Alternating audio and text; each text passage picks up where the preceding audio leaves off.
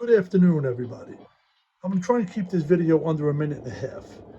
But recently I've been asked a few times on how I built this bridge and the reason for it.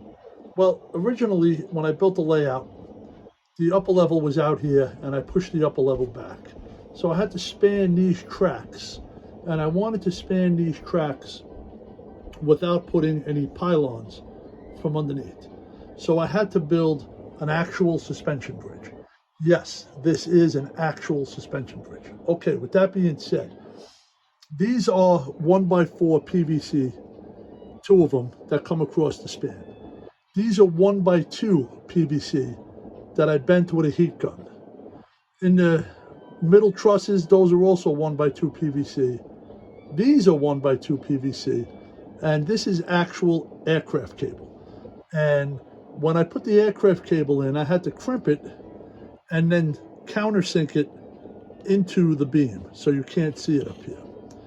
And then I also put in working lights that work when the trains pass by, and I put in the aircraft cable, not the aircraft cable, aircraft lighting on the top.